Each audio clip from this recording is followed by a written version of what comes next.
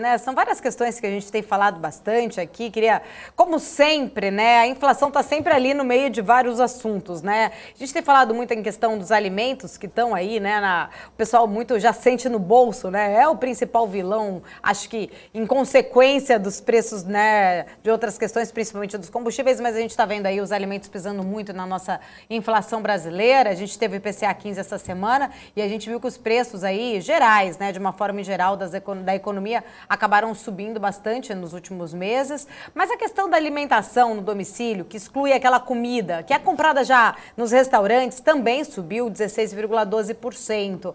A gente sabe que a guerra tem, né, um impacto muito grande em relação ao abastecimento das cadeias de alimentos. Até depois vou falar com você em relação àquela questão do Putin ter liberado ali a passagem dos navios com grão, se isso pode acabar, de certa forma, trazendo um efeito para diminuir essa inflação. Mas para a gente concluir essa questão primeiro, eu queria entender da sua visão quais são os riscos, né, da gente ter aí ainda mais inflação de alimentos no mundo todo, ou talvez essas medidas possam trazer vamos trazer aí, não sei se seria um alívio, mas de repente conseguir segurar um pouco mais essa pressão inflacionária que a gente está vivendo. Olha, Paula, eu não estou vendo muito um alívio aqui, não, viu, em relação à inflação de alimentos. Eu peguei alguns dados aqui que saíram aí na imprensa, por exemplo. Se você pegar a Rússia e a Ucrânia, elas juntas alimentam 400 milhões de pessoas ao redor do mundo.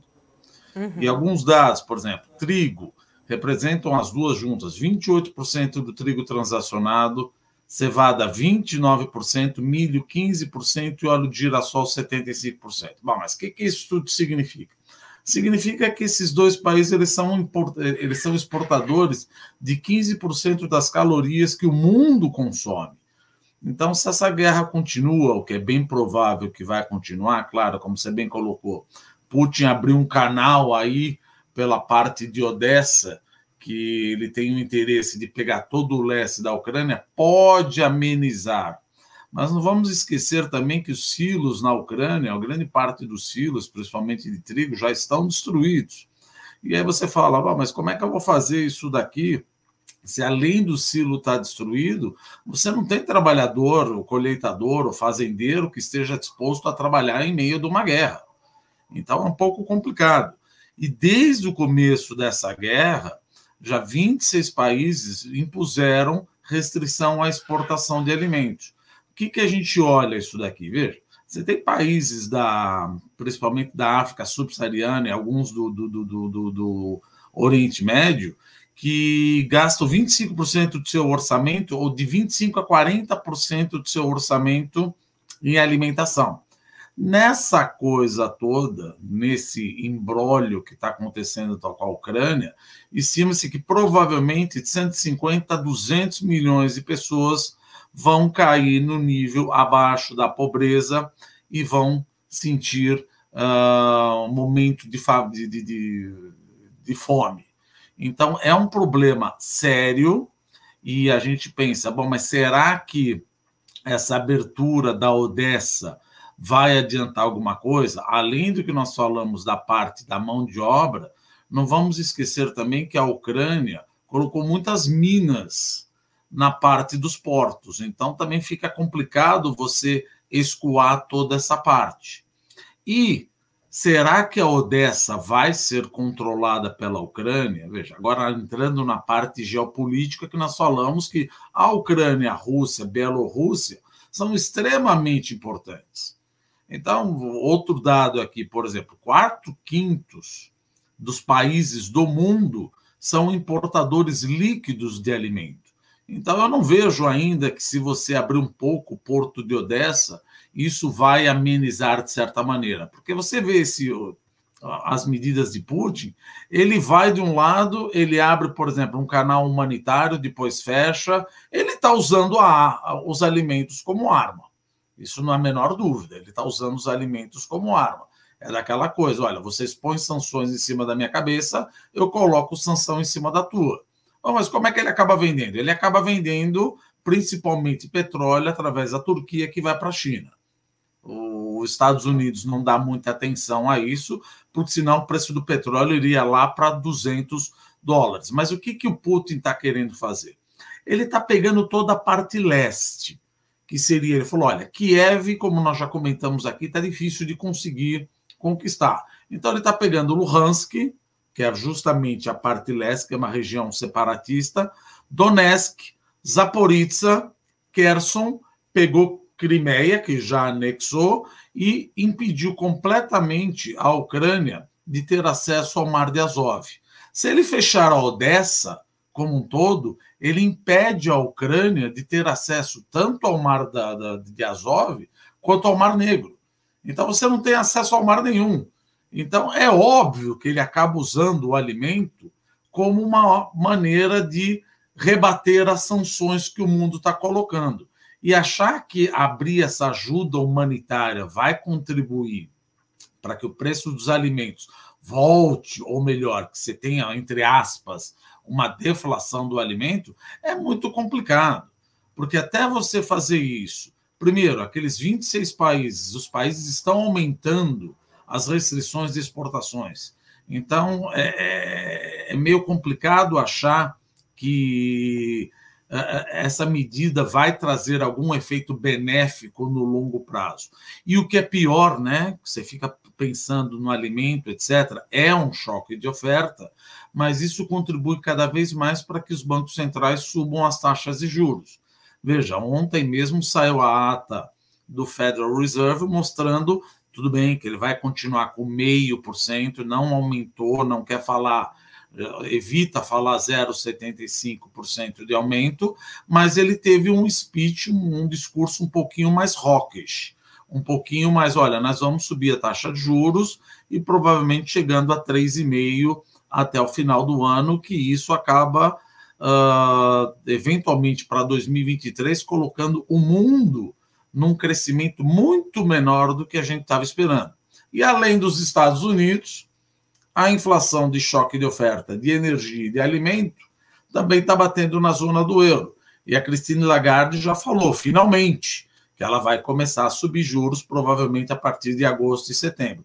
Então, o cenário para a fome, ele é complicado, além da parte humanitária, da parte econômica, isso acaba suscitando também, ou como a gente fala, um civil unrest, tensões sociais civis, que a gente também não pode esquecer o que aconteceu na Primavera Árabe.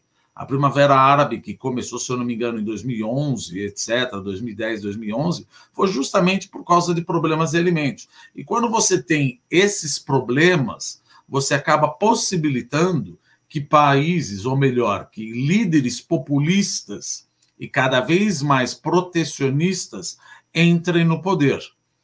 Resumindo, você vê que a coisa não acaba por aí. Todo aquele processo de aumento da globalização, porque tem muita gente falando, não, a gente não deve ter globalização. Veja, não ter globalização seria você profanar as vantagens comparativas que existem na economia. Não é assim que funciona. Agora, o que a gente está vendo aqui, primeira coisa, esse negócio de administração de estoque just in time acabou. Não dá mais para você fazer um just in time, ficar uma semana de estoque. E se eu não vou ficar com uma semana de estoque, vou ter estoque mais tempo para mim, isso encarece, porque você está imobilizando o teu ativo, acaba imobilizando cada vez mais. E, além disso, você pode suscitar, por exemplo, muita gente fala, não, então vamos fazer tudo em casa. Não estou nem falando só alimento, porque, obviamente, tem países que não têm as condições climáticas de solo, etc., para fazer tudo em casa. Mas, como um todo, eu não acho também que isso acaba com a globalização. Eu acho que o que pode acontecer com o mundo em relação à parte de protecionismo, etc., é muito mais um negócio de onshore, ou seja, o que dá para fazer em casa eu vou fazer, claro, levando em consideração as limitações que os países têm para produzir alimento. De novo, repetindo, 4/5 dos países do mundo são importadores líquidos. Mas começar a procurar alimento, alguma coisa mais próxima, que a gente chama do near shore, não tão offshore. Isso pode beneficiar outros países de certa maneira. Mas o cenário, para resumir aqui a fome, até a capa da Economist da semana passada, não está bom, não está bom. E achar que Putin vai entrar, vai ser ungido pelo Espírito Santo, e, de certa maneira, vai ter a parte humanitária que vai dar alimentos, eu acho isso muito ingênuo da nossa parte. Eu acho que isso não vai acontecer, assim como, até por vidas diretamente envolvidas, quando ele abria canais humanitários, ele imediatamente fechava e não cumpriu o acordo. Então, eu acho que esse problema de inflação de alimentos, fome e aumento de taxa de juros veio para ficar por um bom tempo. E aí você fala, mas será que essa guerra, que nem voltando, porque está tudo correlacionado, não tem jeito, será que essa guerra não vai acabar? Veja, se Putin pegar todos esses lugares, essas províncias, essas cidades que nós falamos, Luhansk, Donetsk, Zaporizhzhia, Kherson, Crimeia, que já é dele, e Odessa, seria uma saída honrosa para ele e dividir a Ucrânia. Mas qual é a probabilidade que os ucranianos vão permitir isso? E, além disso, qual é a probabilidade que, se Putin realmente conseguir pegar todas essas regiões, o Ocidente não vai continuar colocando sanção e ele não vai retalhar a retaliação dessa sanção usando os alimentos como arma.